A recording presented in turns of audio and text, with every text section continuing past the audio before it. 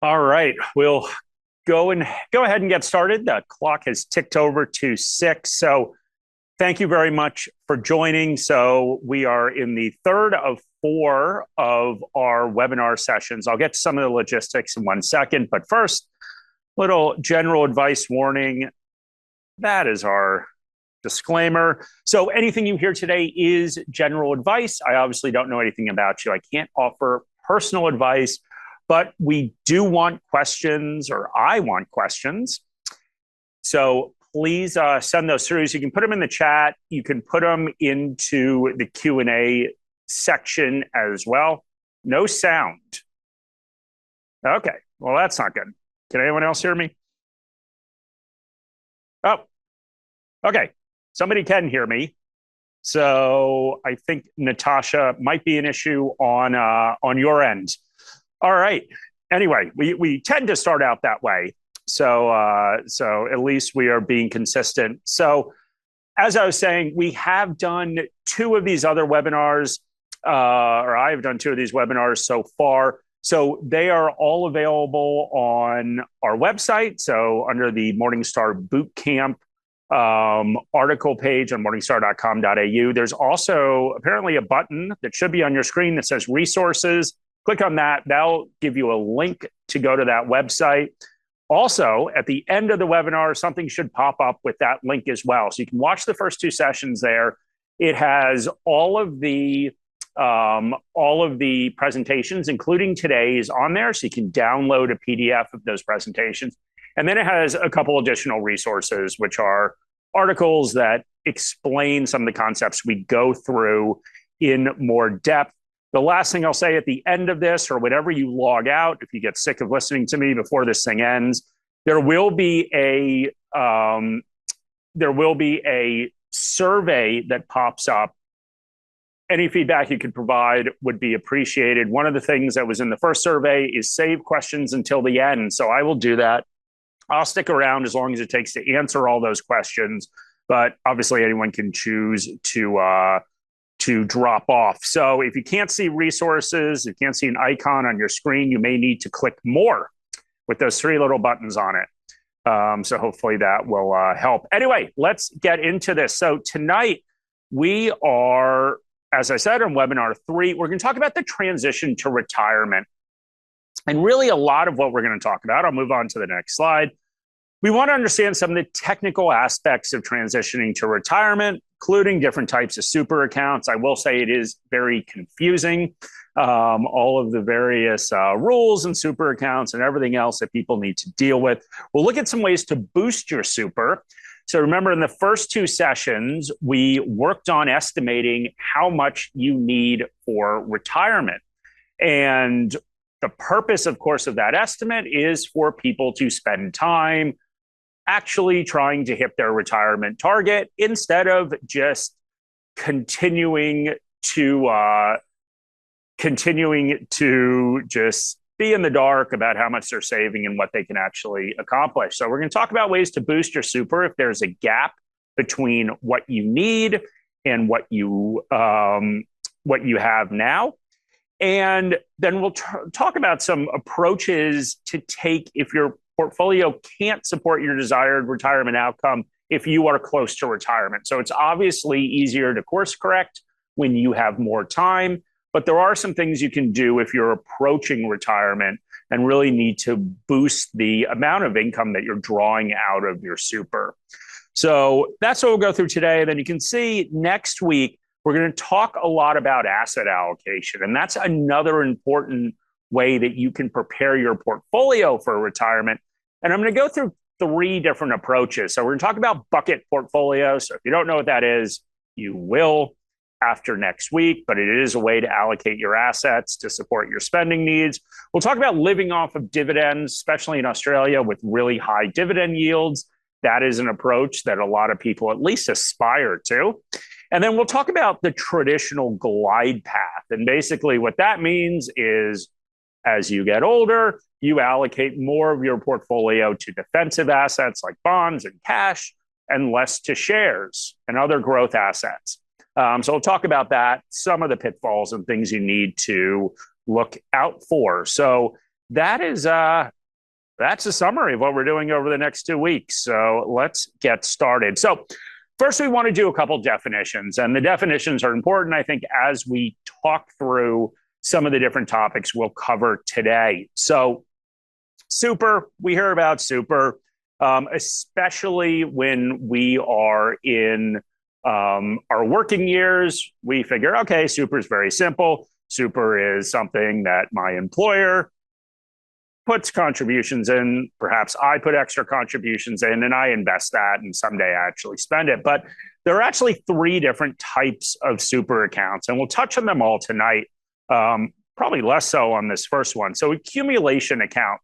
So that is really what you are saving and investing in while you are still working. So you are still accumulating assets. I think kind of the most important point is that, of course, anything you put into that super, there's a 15% contributions tax, which is a big savings, of course, over most people's marginal tax rate.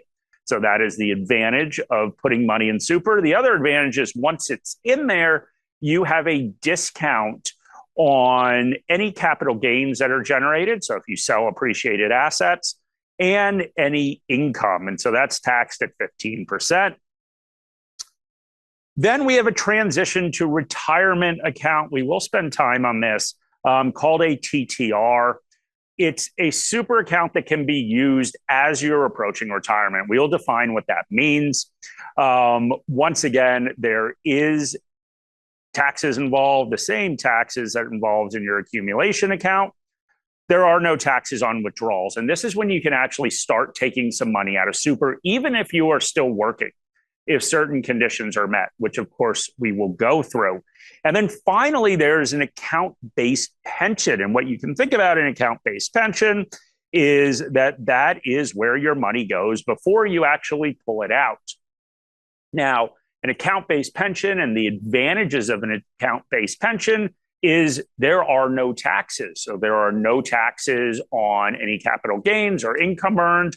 There are no taxes when you take money out. There is a cap of $1.9 million. So this is indexed. It will go up over time as inflation increases. But right now it's $1.9 million, meaning that if you have more than $1.9 million, you would leave the rest of that in your accumulation account. Then could transfer in later as you fall under that. We will spend some time on an account-based pension because that is important. But one thing that's clear, one thing that should be clear is you can have multiple super accounts, not while you're working, but once you meet certain conditions, basically as you're either approaching retirement or in retirement, you can have accumulation accounts. You could have a TTR account. You could have an account-based pension. And in all of these accounts, you can continue to invest the money. Most super funds offer the exact same options in terms of investment options in the TTR account and the account-based pension as they do in accumulation. So something important to remember, this money is not sitting in cash. It can still be invested. Of course, $1.9 million is a lot.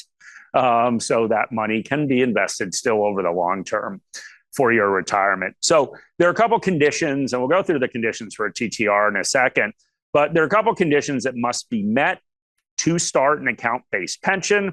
So you need to reach your preservation age. I will put up a chart of what the preservation age is based on when you were born. So I'll do that in a second. And you need to permanently retire. So that's one condition. Even if you stop employment after the age of 60, there are ways you can return to work. So that's another important one. Or you can be age 65 or over. Even if you're not retired, you can still move into an account-based pension. All right. So as I said, preservation age. So as you can see, based on your date of birth, the preservation age is different. So for people that are reaching 60 now, it's after the 30th of June, 1964. But you can see that preservation age, and that preservation age matters in terms of establishing an account-based pension. and of course, a TTR. The other thing that we have talked a lot about is withdrawal rates during this webinar so far, and there has been a lot of commentary on it, on the ATO, on the rules for actually pulling money out of super. So as you can see here, the amount that you take out of your super does grow as you age, the required amount that you need to take out of super. A couple notes I just want to say about this once again. I did talk about this last week. Just because you take money out of super does not mean you need to spend it. The other thing I would say is that when we talk about withdrawal rates in the context of a retirement plan, there is the withdrawal rate is only used in that first year. After that, you're settled on a dollar figure, and you're increasing that by inflation according to the 4% rule. But we're going to actually go through some flexible withdrawal rates as well. So the point of that is that if you, and the reason you want a safe withdrawal rate, because if you retire into a bear market, you face something called sequencing risk, which is a problem. So if the market continues to perform well, your portfolio continues to grow, potentially these ATO rates are not actually in excess of what you'd be taking out anyway. And they could be safe. If your account falls, of course, then the dollar amounts will go down. So just something to think about. But I didn't want to get that up there because there has been a lot of discussion about that in the first two webinars that we've done. All right. Seems pretty simple. Account-based pension, you don't pay any taxes. It seems like a lot of people take advantage of this. Well, that's not actually true. A lot of people are missing out on the tax benefits of moving your money into an account where there are no taxes. That can be a pretty significant savings depending upon how many capital gains you generate, how much income is generated by your portfolio. But I have this chart, and I took it from a First Links article that we published on our site. This is, of course, in the resources on that webpage that I talked about. A lot of people, and so we're talking about APRA registered super funds. This is excluding self-managed super funds, but APRA members over 65. So all of these people, remember that criteria, all of these people are eligible for an account-based pension. A lot of people don't establish them. So a lot of people are still purely, so 100%, forget about that cap, 100% in an accumulation account. And Liam Short, who is I call him a retirement expert, he described this phenomenon in the following way. So one, people do not think they can move to the pension phase, so that account-based pension while they're still working. That is not true. Remember the criteria. If you're over the age of 65 and you are working, it does not matter. You can still establish that. And that's this crew right here, right? Whether they're working or not, these over 65-year-olds. So some people just don't know that.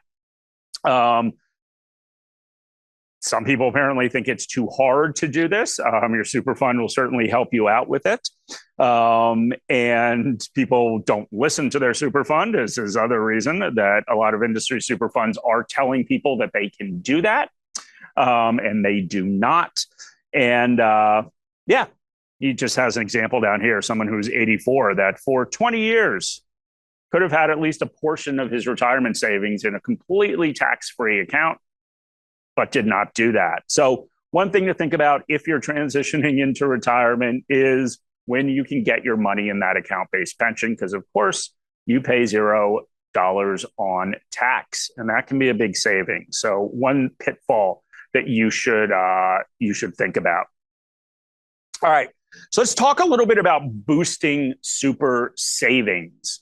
So this is a scenario where you, of course, have planned out and figured out that retirement number you want to get to, and you are trying to increase the amount you have in super. So a couple things, just because these numbers always change every year based on inflation and other factors. So there are two different types of contributions you can make into super outside of outside of the employer mandated contribution. So the first is what's called a concessional contribution that works the exact same way as an employer contribution into super.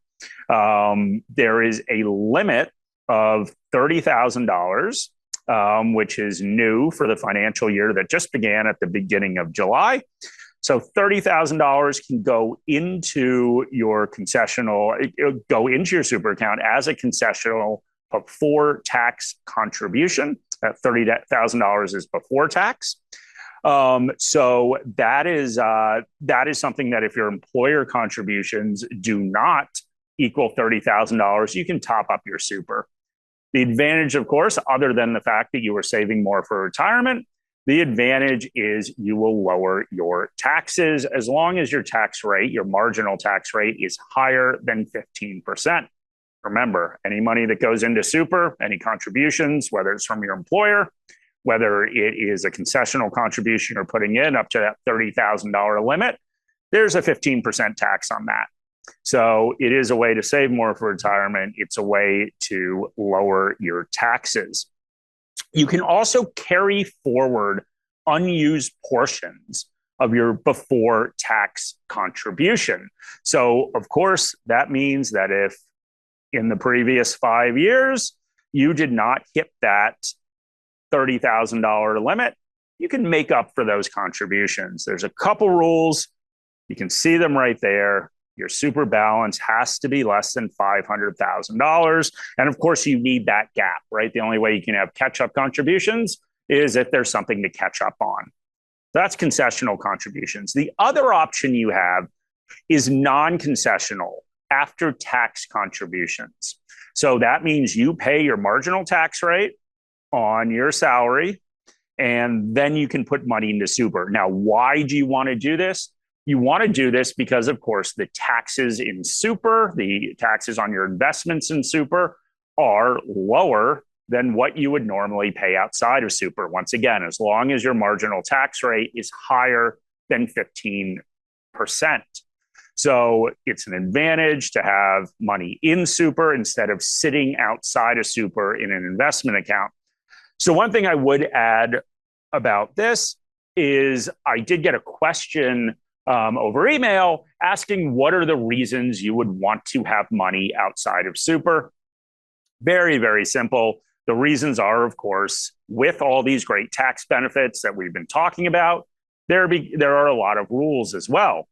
Those rules around accessing the money. So why would you want money outside of super? Well, you might want money outside of super if you want to retire early. Remember, you can't access your super until a certain age. If you wanted to retire at, we'll make up a number, 45, since I'm 45 and clearly not retired. If you want to access money before to retire early, you need to keep it outside of super. That is one reason. And of course, there's other reasons. Perhaps you're saving for something that you want to buy outside of super. You might want an emergency fund, but the tax advantages of being in super are significant. So you can see for these non-concessional contributions, once again, there is a scale basically on how much you can have in your super. It caps out at 1.9 million, meaning you cannot make these contributions. The contributions can, as you can see, $120,000 each financial year. There are ways you can actually do catch-ups as well. So you can put in more than $120,000 if you have not put it in previous years.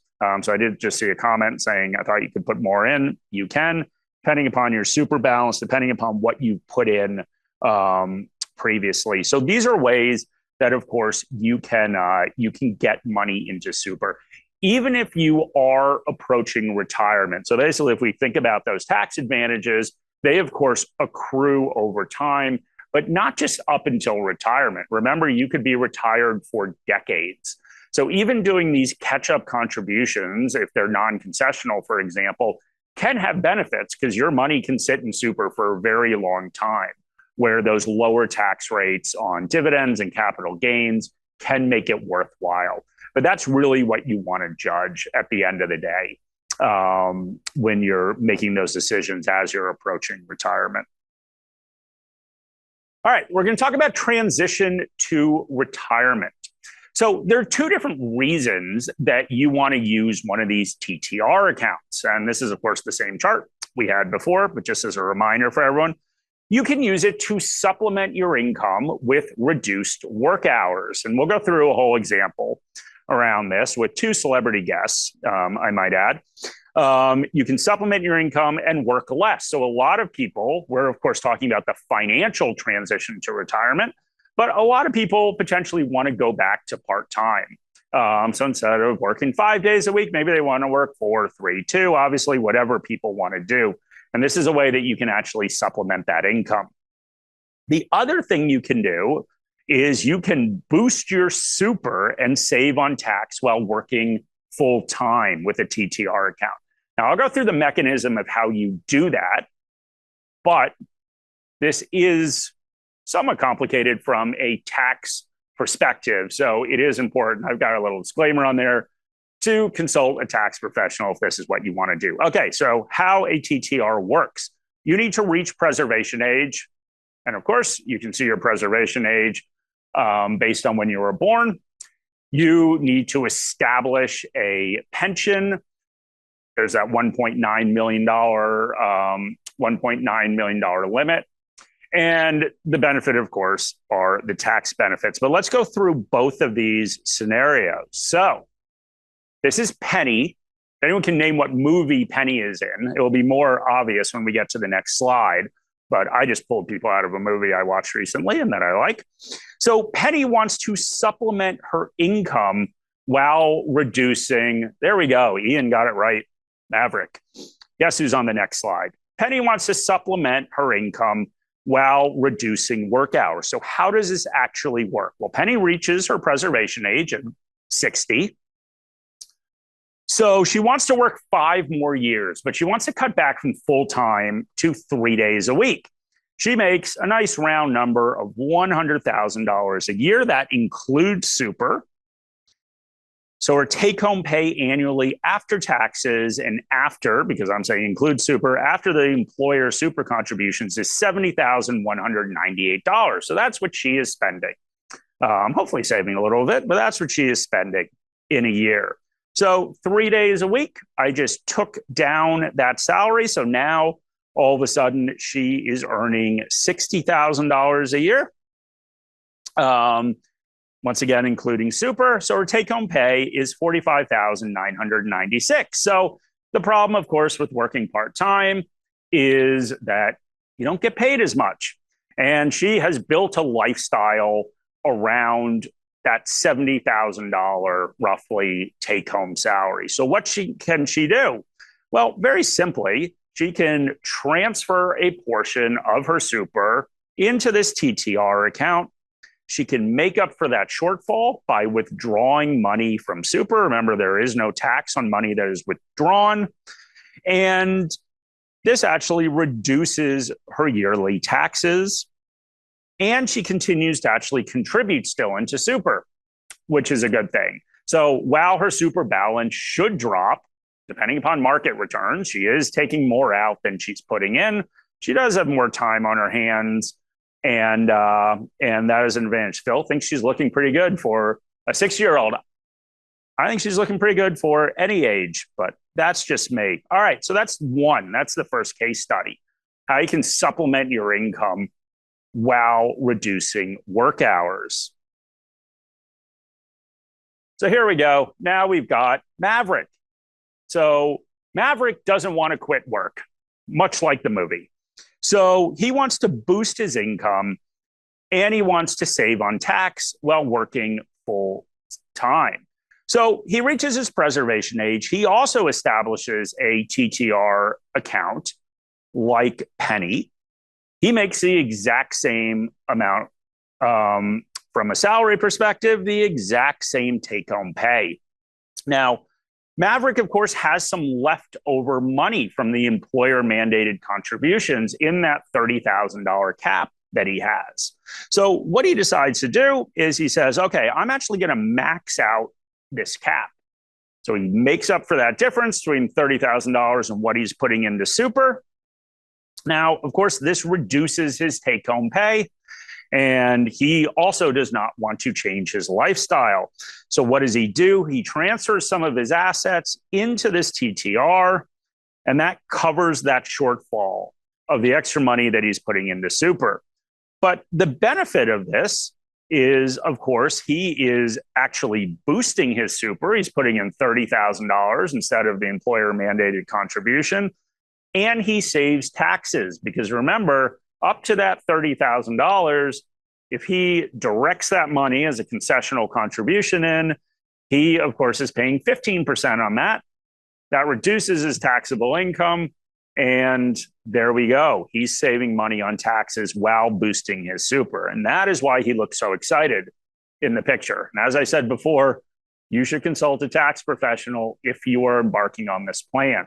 But these are two ways that you can use super and the assets you built up in super to hopefully achieve what you want in life, whether that is reducing your work hours or whether that is a better retirement by putting more money into super. So that's TTR. Now we're going to go into the second phase of this. And I did see somebody ask, so yes, once again, all of the materials are available. They're available on that webpage at morningstar.com.au. That will pop up at the end. So this whole deck is available, so you can go back and watch this. We're going to go through what if you don't have enough to retire. So once again, really the way that you can, if you have a while until retirement, really the way that you can do that is by saving more, hopefully. But let's talk about if you're getting a little closer to retirement. What are some things that you can actually do if there's a shortfall? And hopefully everyone who attended the first two sessions has their retirement number now. So you know how much you need. And as I've talked about in a lot of other webinars, if you know how much you need, you know how long until your retirement, you can figure some stuff out. You can figure out the return you need. You can figure out how much you need to save. But what if there's a shortfall? So the first thing, and I'm not going to go through this one in detail, I will go through the second two in detail. The first thing is look at your asset allocation.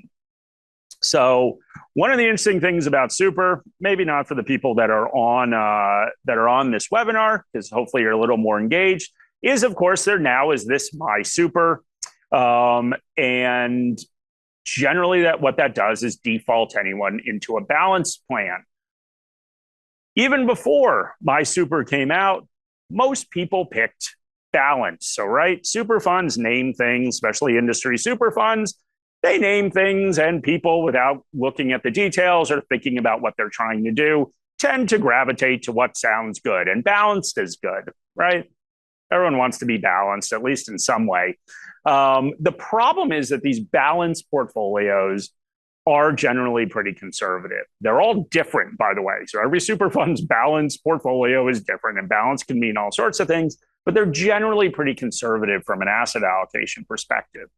The more assets, and we'll talk about this a lot next week, the more assets that you have in growth securities, so think shares, for example. So those growth assets, they have higher expected returns.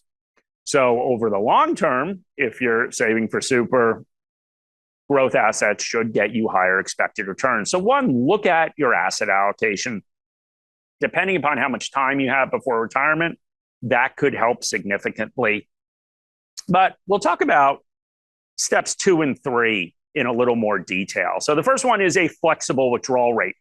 We spent a lot of time talking about withdrawal rates. We talked about sort of the modeling that goes into that quote unquote safe withdrawal rate of 4%. We talked about ways you can adjust it yourself. There's another way, of course, to adjust this, and that is looking at how you actually adjust that withdrawal rate after you're already retired. So remember, with the 4% rule, we said it assumes that retirees want a real, so inflation-adjusted standard of living to stay the same, which means, of course, as stuff gets more expensive, you take more money out of super. And so you maintain that constant lifestyle. We also talked about how that wasn't really accurate with the way people spent. People typically spend more money early in retirement, that spending tends to taper off as people get less active. And then, of course, it tends to spike at the end of retirement. So just following CPI doesn't really fit with that reality. So the consumer price index. The other thing, of course, is that we're all different. And I think the example I used last time is that if you own your home outright, then, of course, you don't really care how much rent goes up and how much mortgages go up because you're not paying either. So that's a situation where CPI may not reflect the reality of your life. However, one of the things that has gone up significantly is travel. So maybe you're traveling a lot. So potentially you could be spending more than CPI, but the point is to try to adjust that to your own life. So a flexible withdrawal rate means basically you're not following what the assumptions that go into that 4% rule. You're changing them. So I have listed 4 different flexible withdrawal rates that people can use. All of them, in a way, are responding to market conditions. So remember the biggest risk that, well, one of the 2 biggest risks that people face in retirement in terms of running out of money is if you retire and the market tanks and your portfolio goes down a lot. So we went through that whole example of sequencing risk. So that is one risk that people face. And by responding to how the market does and how your portfolio does, you can, of course, alleviate that risk or mitigate that risk.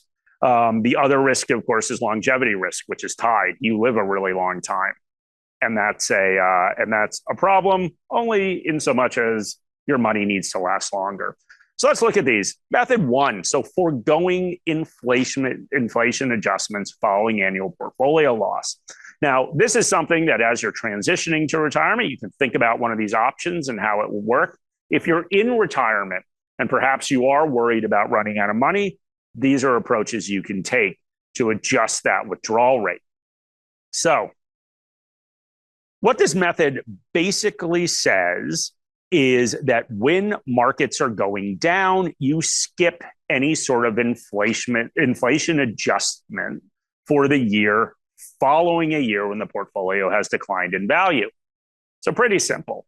So it's like your company's not doing well and they don't give you a raise. Same example, your portfolio doesn't do well, you do not increase that dollar amount that you take out of your portfolio. Now, this potentially does work pretty well with those ATO rules, because of course, if your portfolio falls, remember those rules are a percentage of your portfolio. Well, that percentage, even if it's gone up, could be less than the dollar amount you took out the year before. So that is one step. I like this last line that, yes, this does seem like a very small cut in spending, but of course, we're looking at this cumulatively over retirement. The market does very well, then great, take out more.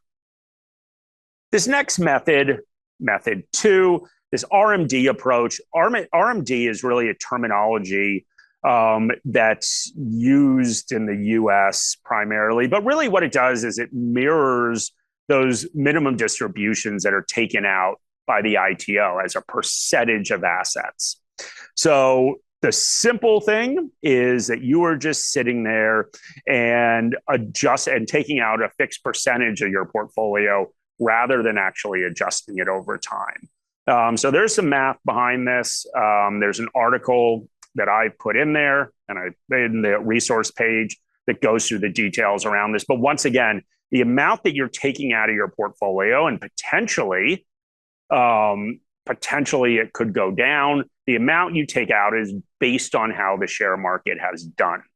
Because of course, what goes in there is the portfolio value. You can see the RMD method is portfolio value divided by life expectancy. So forget about the life expectancy side. It's kind of similar to the ATO rate or the ATO requirements, right? That they're telling you to take a percentage out of your super balance at the end of the previous financial year. So why people don't like this is, of course, your lifestyle can change based on how the share market does, which can be an issue.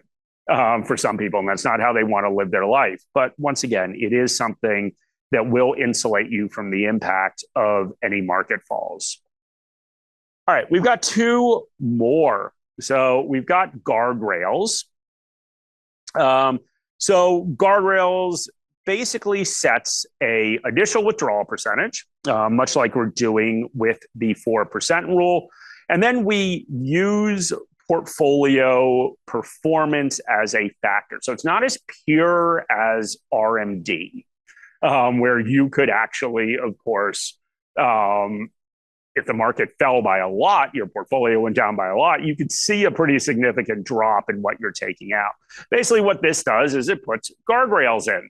So there is and you can read obviously on the screen what this is, but basically it means if the market goes down significantly, you are limiting the reduction in the amount that you are taking out. So people find that more palatable because, of course, it's easy to cut small amounts than large amounts. But you have to give up the upside as well. Because remember, with the RMD, for example, or kind of the HEO mandated withdrawals, the market had an incredible year and your portfolio did really well. Well, you're gonna have to, according to the HEO, take a lot out more. The RMD will tell you to take out and spend a lot more. So in this case, you're giving up some of those highs again. But once again, people find this very palatable, right? Because you do have limits on that downside, even if you're giving up a little upside.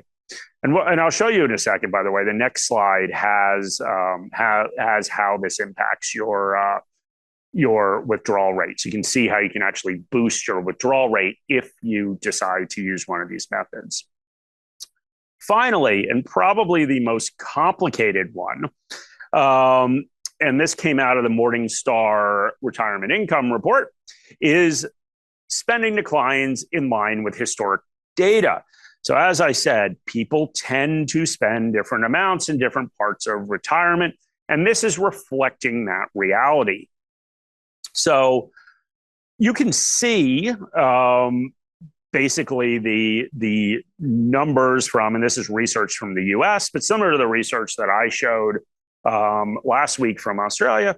So you can see how spending has historically declined in retirement. Now, of course, the problem is that is the typical retiree. That may not be you. So you have to see if this is actually palatable for you. A lot of the reason that spending changes in retirement is because of changing health. So potentially you are in better health than most people your age and you want to be more active. Well, this could be a little bit of a problem there. And then, of course, spending goes up when health tends to decline. So you can see the actual numbers in here. And once again, there is a lot more information about this in that article that I put up. The other thing that I would say is, and as we showed in some of those spending charts last week, is typically the decline in spending is correlated with how affluent you are. Of course, if you are able to cover your living expenses, your required living expenses, your halves, as we talked about last week, you're able to cover that with a small percentage of your withdrawals for retirement. You're spending a lot of money on your wants.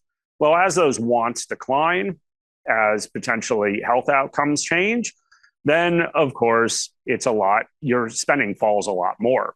Whereas somebody who's spending most of their budget just potentially on housing and feeding themselves, well, that's not really going to go down that much no matter what. You still need a place to live. You still need to feed yourself. So that's another thing that I would potentially consider if you're thinking about that method. But as I said, the reason, of course, that we want to use a flexible withdrawal strategy is to make your retirement savings last longer and increase the amount that can be withdrawn in normal market conditions. Remember, a lot of these are adjusting if markets go down.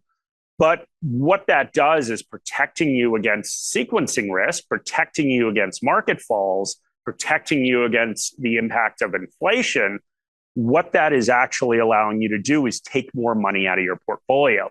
So this is why it's a method that retirees that or near retirees that are worried that they don't have enough money for retirement, this is a method that they can actually use. So you can see this. Remember, we've got our base case.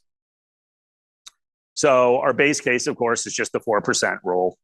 And as I said last week, while that is a rule of thumb, while that isn't perfect for everyone, while we should adjust it for our personal circumstances, that is still always going to be the base case. So 4%.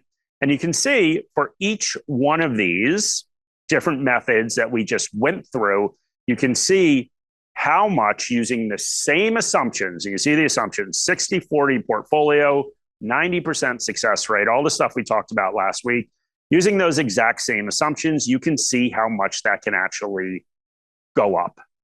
And these lifetime withdrawal rates are based on the modeling either of how inflation, so the same modeling that's used, remember in that Monte Carlo simulation we do, where we run all those different scenarios of inflation and of market returns, of the sequencing of those market returns, using all that same modeling, it looks at the lifetime withdrawal rate.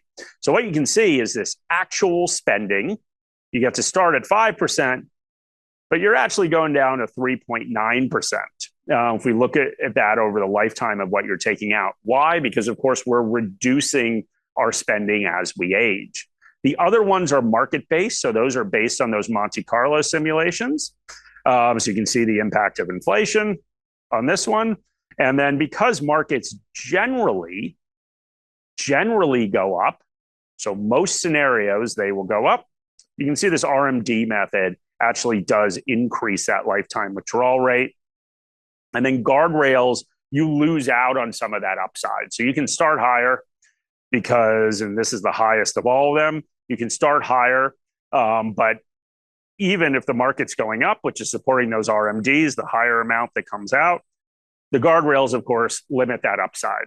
So you can see that lifetime withdrawal rate. But all of these three at the very least, we have a lifetime withdrawal rate significantly higher than 4%. All of them, you start out with a higher starting safe withdrawal rate. So that, of course, is something, as I said, that somebody can use if they are approaching retirement and don't think they have enough saved to fund the lifestyle they want. And depending upon your portfolio size, a 1% difference, if we use this actual spending, can be really big in terms of how much more you can take out and the outcomes it can support. So that is one approach. The next approach, and we talked about this before, and I know that annuities are controversial. So once again, it's a summary of what an annuity is. There are all sorts of different annuities. You do need to be very careful when you are looking at an annuity that you do spend time talking with the annuity providers about the specific annuities they have and what those terms and conditions are. There are annuities that you can buy if you're younger that will kick in at a certain time. So you're basically like prepaying for an income stream that kicks in later on, hopefully right when you retire. What I've used as an example is an immediate annuity. And these are from Challenger. That's not an endorsement of Challenger, but I just went on their website today and looked at their rates so I can explain how this works. It's not an endorsement of Challenger. They are a large annuity provider. So this is a immediate annuity. It is an annuity with full inflation protection. So meaning you do not have to worry about increases in prices because the amount you take out. Now, one thing that I will note, I translate these into percentages. The way annuities are typically priced, so if you go on to Challenger's website, they will tell you the amount of money you get each year for $100,000. You give them $100,000, depending upon the terms of the annuity, you can have inflation protection, non-inflation protection, partial inflation protection. Depending upon the terms of annuity, they generally quote it in a dollar figure.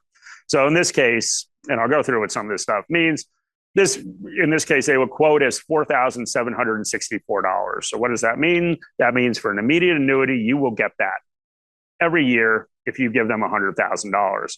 That will adjust for inflation. Because it's an immediate annuity, your age matters. Of course, the older you are, which means the closer to death you are, the more you will get.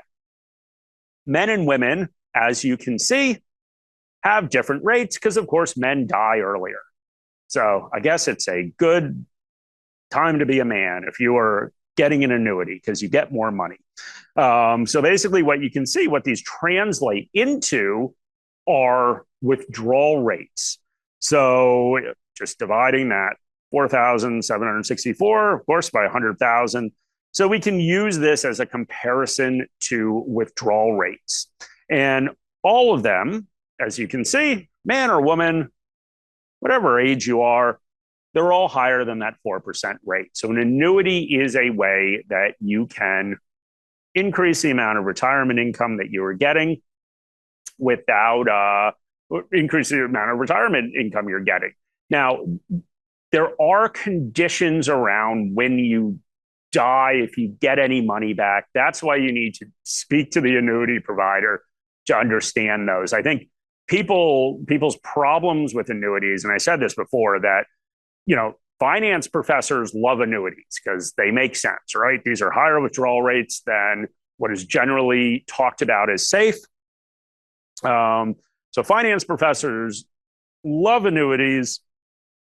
They think more people should use them. People don't. So obviously some people use annuities, but most people don't like annuities. I think the idea of handing over all this money that you have saved for your entire working life to an annuity provider, people don't like that. People, one, are worried that the annuity provider will go out of business, which people are worried about. And then people are, of course, worried that they will do this. They'll turn over their money. They'll walk out of the office of the annuity provider and get hit by a bus, and all their money is gone. There is protection for that built into these annuities. That's what you need to understand. The protection is not lifetime protection. You can't drop dead at 99 and get all your money back. There is a scale of money you get back up until a certain amount of time, depending upon the terms and conditions of that annuity. So I will say that annuities are complicated because there's so many different flavors, and thinking about how those flavors fit in. I just showed these full inflation protection, but as I said, there's partial, there's no inflation protection. You need to think about, once again, your circumstances if you're considering an annuity. But that's an approach you can go with as well. All right, so that's the content that I wanted to cover tonight. So I know maybe a little bit dry because it was going through a lot of rules and whatnot. For me, at least, I think next week will be more exciting. So we'll talk about asset allocation, and we'll talk about asset allocation, both how, if you are transitioning into retirement, how you can start getting your portfolio set up so that it is ready for you to hit retirement and start to translate your savings into paying for your life.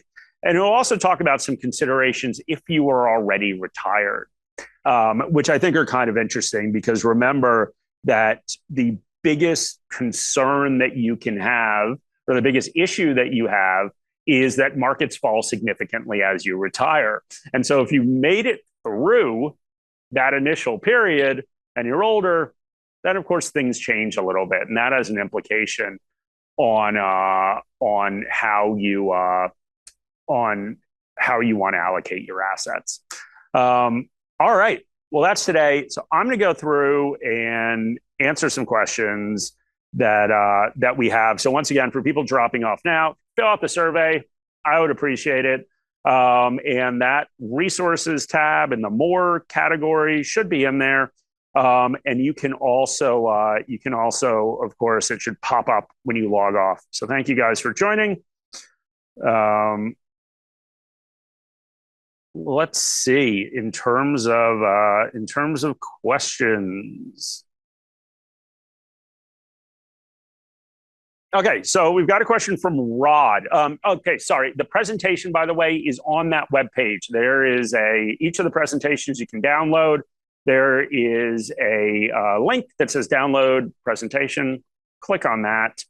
And you can download that presentation. Okay, so Rod has a question. My wife hasn't worked and therefore can't retire. What age can she access her super? So if you have put money, I assume that you have put money that you have earned potentially into super for your wife. Those same rules apply. Those same rules about accessing super around preservation age. So whether she's worked or not, she still needs to make it to preservation age.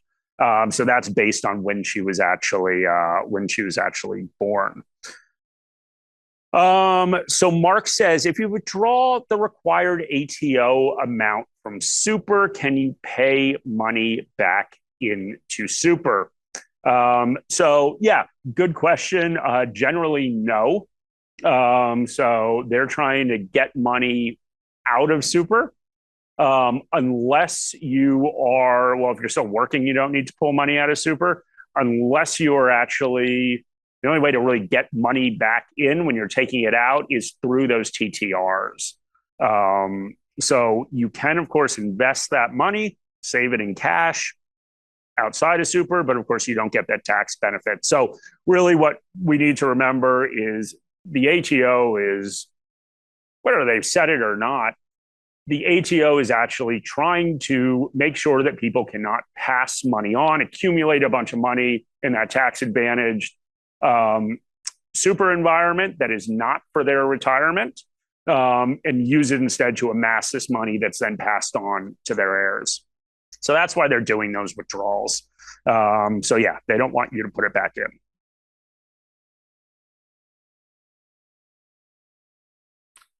So anonymous tendency, what is the difference between withdrawal and income in a TTR? Income is income that your assets have earned. So that can be capital gains. So remember, anything capital gains or dividends or interest that's paid by shares or ETFs or bonds that you hold, remember, that's all counted as income. So if it's outside of super, that all counts as part of your taxable income. You have your marginal tax rate applied to that. Inside a TTR, that income is income earned by your assets. A withdrawal is not income. The withdrawal has no tax. You're taking that out and you are spending it. So that's the difference as well. Can you put non-concessional super if you are not working with a salary but get money via rental income? Yeah, I mean, if you are, income's income at the end of the day. So it doesn't really have anything to do with you working. Ultimately, the government counts a dividend or rental income as the same thing. So yes, you can. So I'm getting a lot of questions. Hopefully I don't have something weird up on the internet. Getting a lot of questions on where to download this. So let me just show everybody. So let's hope I was not on some strange web page. Oh, I was not actually. Good for me. All right. So this is our website. The link that comes up will send you into retirement, this Morningstar Retirement Bootcamp. So the link will send you onto this page. As you can see, we have each of the modules that we went through. You can watch them. And here we have module 3. That's the one we're going through now, the transition to retirement. So simply click on download the presentation and it will pop up. Here's some articles that have more information on it.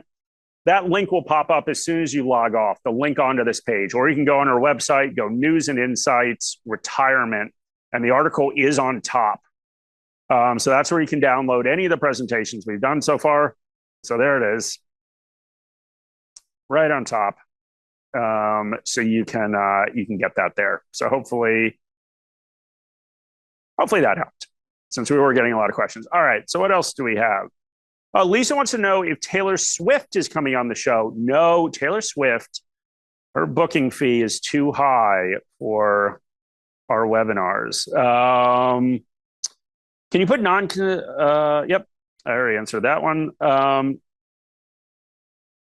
right. Why not use all or most of your super by, let's say, age 85, then rely on the pension for later life when you are relatively inactive? Um, yeah, I mean, listen, you can absolutely do that.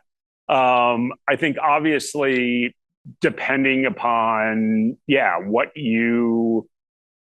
what you're trying to accomplish with your life, that is always an option. So remember the age pension. Of course, there's an asset test. That asset test does not count your family home, although I've seen some people calling for it to count your family home.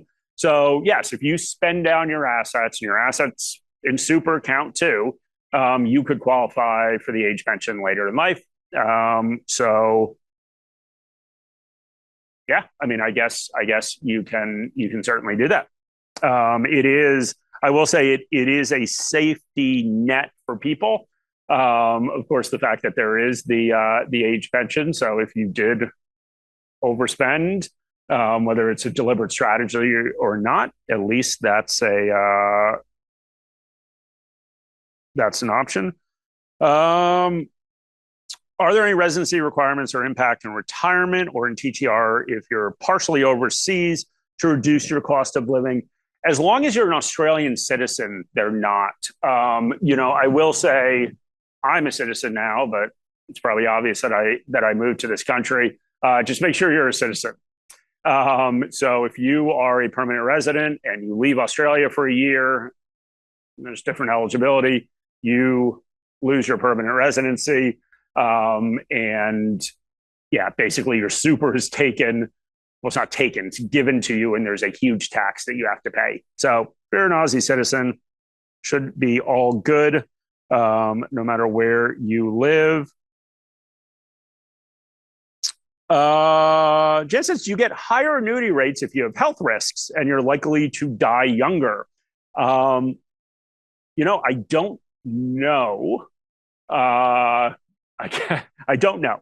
So that would be a question for your annuity provider. My guess is no, um, unless there's some sort of guarantee you're going to die. So my guess is no. But yeah, I would check with your annuity provider. Okay, let's see. Now we've got all these questions. Oh,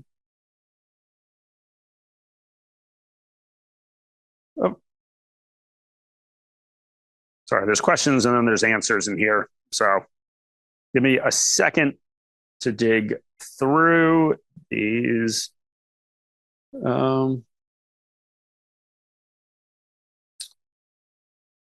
Oh, lots of I can hear you.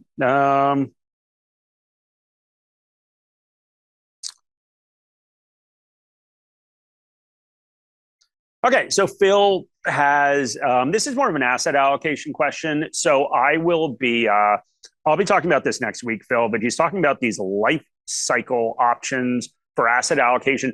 Basically, what that is, Phil, is and what a life cycle option is, and they're more popular in the U.S. Although Vanguard's introduced them here, and they are gaining popularity.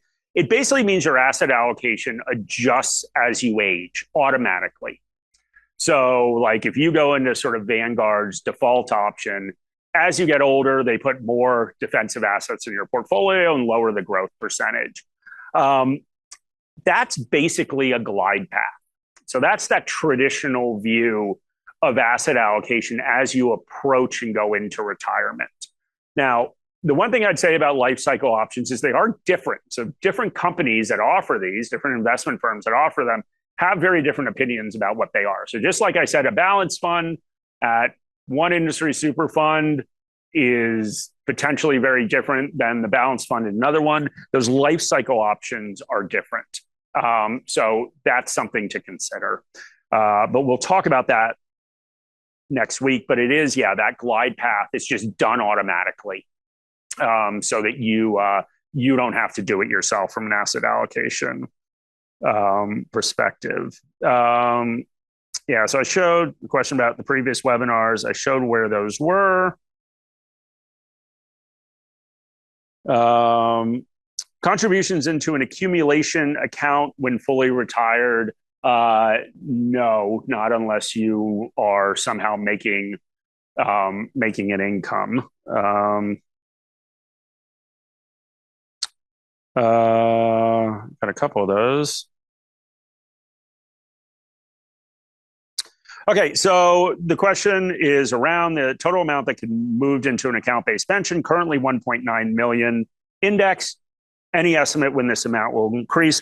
The way that they actually do that is they will only increase it in $100,000 increments. So they're not like slowly inching this up. So basically what they're looking at, I don't know exactly where they are. What they are looking at is the cumulative inflation increase since the last increase. And as soon as it gets to $100,000 of 1.9 million, then they will increase it. So if we think about that, if it's roughly 5%, so inflation from the last increase, inflation would have to go up cumulatively 5% before they would increase that amount. So that's how that works. Yep. Somebody said the ATO website. That is where you should go for all information. Let's see, what else do we have?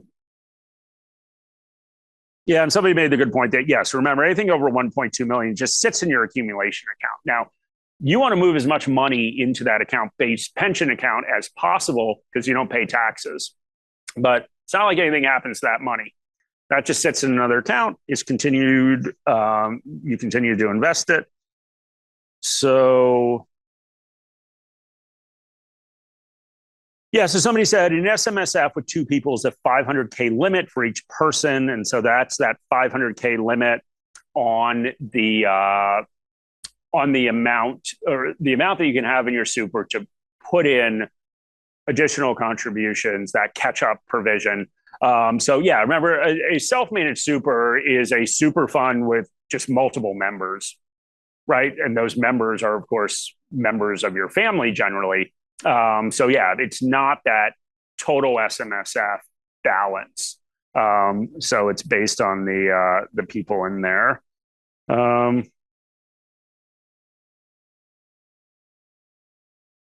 Somebody said that their mother has never opened a super fund and she's 85. Sort of significant tax advantage, however, was previously advised that she couldn't open a super fund. Is this correct? Yeah, I mean, without knowing the specifics, I don't know. That does sound a little bit fishy. So I guess depending upon who told her she couldn't open a super fund. Yeah, I mean, obviously based on circumstances. There's the guess of Maverick. Somebody preferred the actress that plays Penny in Labyrinth. I've never seen that.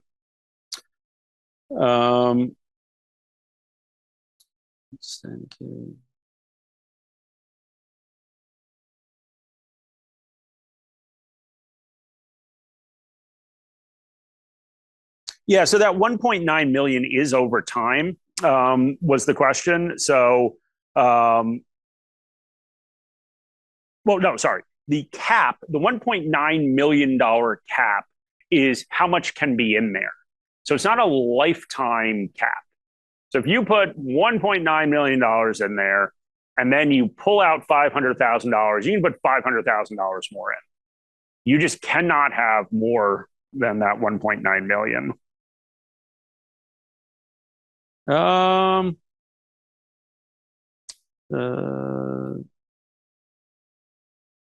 See what else we have. What is this?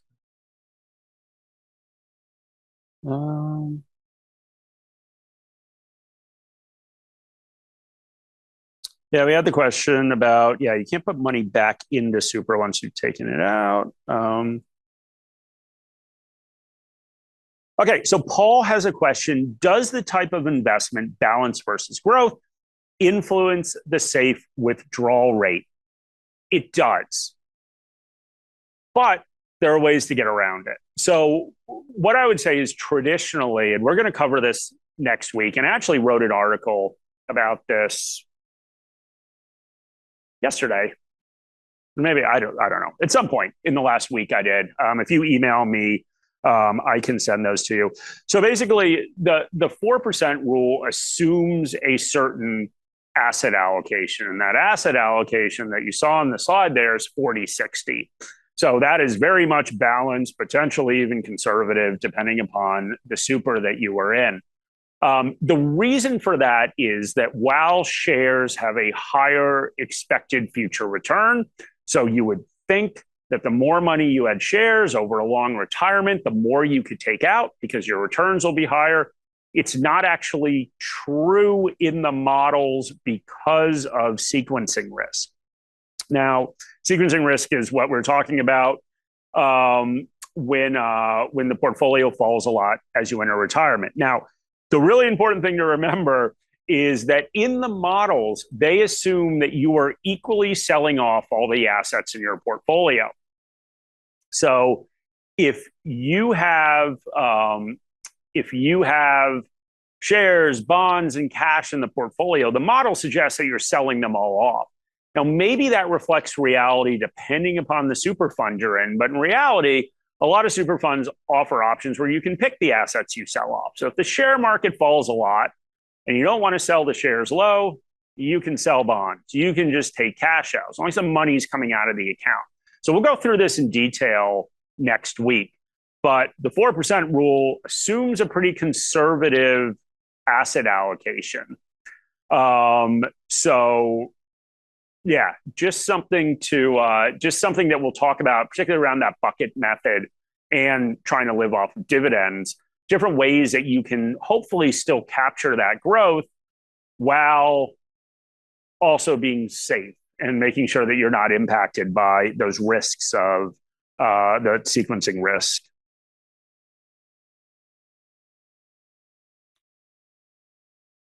So Andrew says, what is best if you draw more than 4% of the money? Do you put it back into investments outside of super? I'd say it's all based on your personal circumstance. So I think you need to come up with a rate of spending that you are comfortable with and have to understand the implications of that. All I was really saying is that if you are not comfortable with what the ATO tells you that you have to take out, you don't have to spend it. So remember, we're really talking about retirement spending, not taking it out of one account, where there is, of course, tax advantages.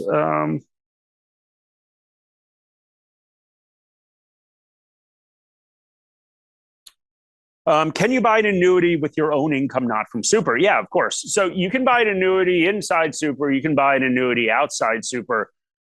Just remember that outside super, there are tax consequences. So that will be income. When you get that annuity payment, that will be income. But yeah, you can buy an annuity wherever you want.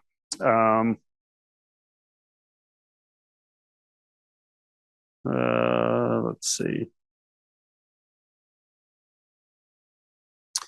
Is there any federal government guarantee to retail industry super fund if they collapse?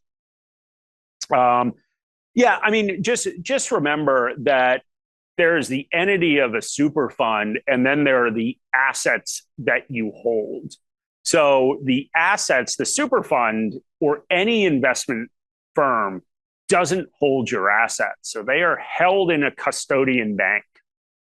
So yes, it's probably a little bit of an administrative nightmare if your super fund somehow collapsed. But just remember, they don't have any assets. And also, I think we have to think through, like, what are the scenarios a super fund would collapse?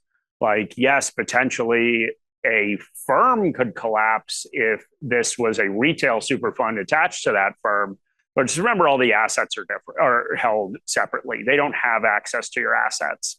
So, it's, I don't want to say it's never going to happen. But yeah, your assets would be safe.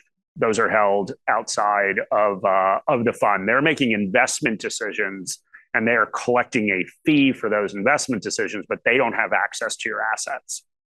So those are all separate. Let's see what else. Lots of downloads. Okay, so good question from Richard. Why is the 4% rule recommended when average long-term returns on, say, 60-40 funds are closer to 6%, growth funds are above 7%?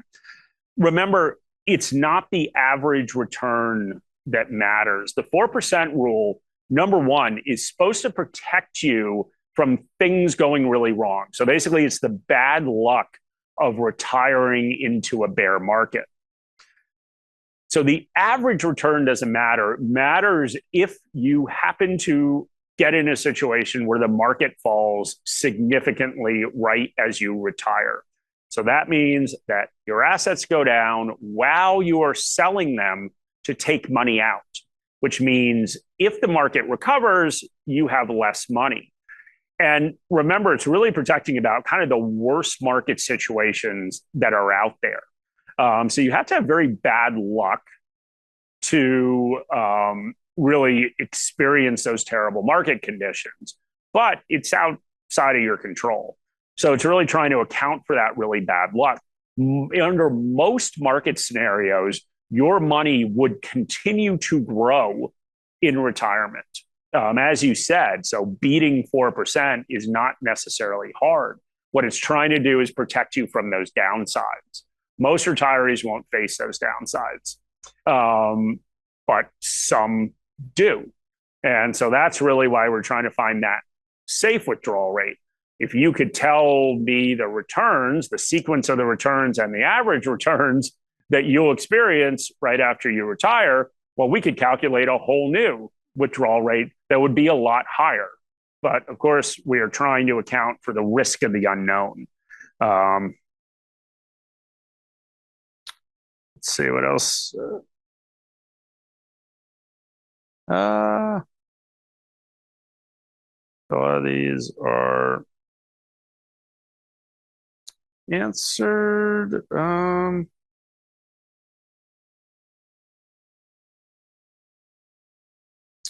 So Jen says, it's a good idea to take a TTR if allowed, but if you were still working full time, put back into super the $30,000 and also put up to $120,000 of after-tax money, any detrimental impact. Okay, the issue that you're going to run into is that, remember, where are you going to get that $120,000? Now, the reason that we want to use a TTR is because we're trying to save on taxes while boosting that income or boosting the amount of money we have in super. So basically, remember, we're paying zero taxes for money that comes out. We are putting money in at a 15% tax rate instead of our marginal tax rate. So what you wouldn't want to do is you would never want to take money out at 0% and then put it back in a non-concessional contribution, which will be taxed at your full marginal tax rate. You don't want to do that. So if you had a bunch of extra money, yes, you could put more money into your super. But yeah, you wouldn't want to take out the money and then put it back in if it is not if it's not a situation where you're saving on taxes. If that makes sense. I feel like I didn't explain that well.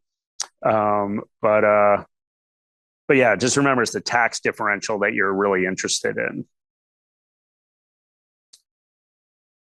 Somebody asked, what's next in terms of presentations that are in planning? I don't know. Send me an email and let me know. We'll do another one of these in kind of mid-August. I haven't come up with a topic yet.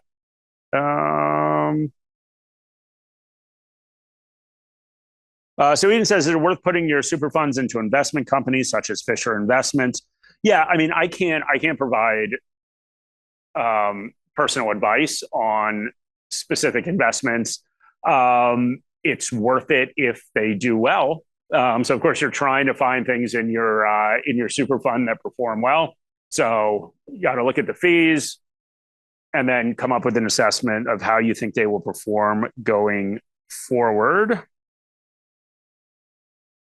Are concessional and non-concessional contributions taxed differently on withdrawal? They're not. They're only taxed going in. So remember, you are not taxed on money that comes out of super. It's just getting them in. That's the problem. So they're taxed differently going in at either your marginal tax rate. So basically after-tax contributions or pre-tax contributions where you only pay that 15%. So what happens if you over contribute to super? I believe what happens, I actually saw this today.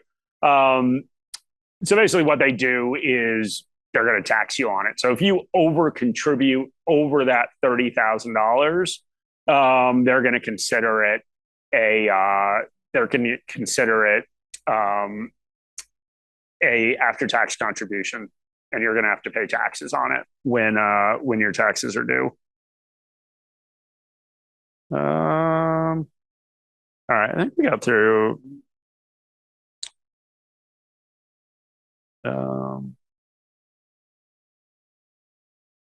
Okay, so Emma's saying, talking about annuities again. So if she were to buy an annuity from an insurance company, are they riskier than super funds?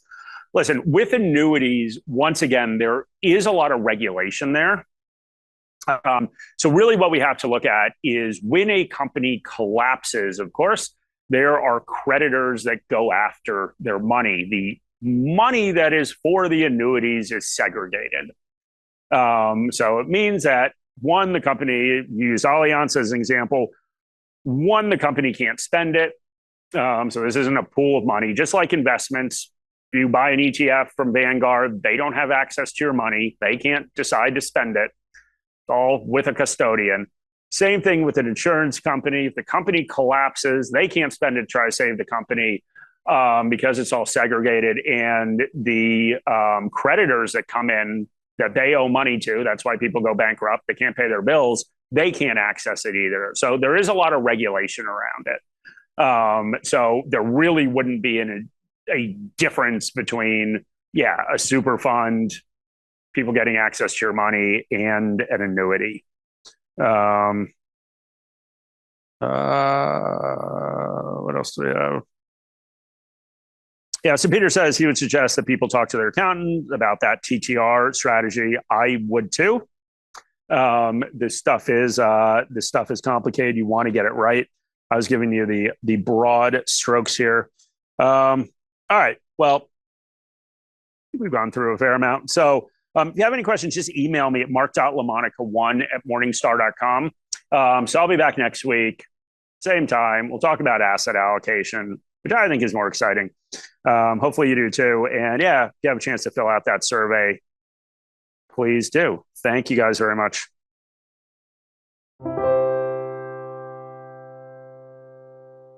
This video has been prepared for clients of Morningstar Australasia Proprietary Limited and or New Zealand wholesale clients of Morningstar Research Limited. Any general advice has been provided without reference to your financial objectives, situation or needs. You should consider the advice in light of these matters and any relevant product disclosure statement before making any decision to invest. To obtain advice for your own situation, contact a financial advisor.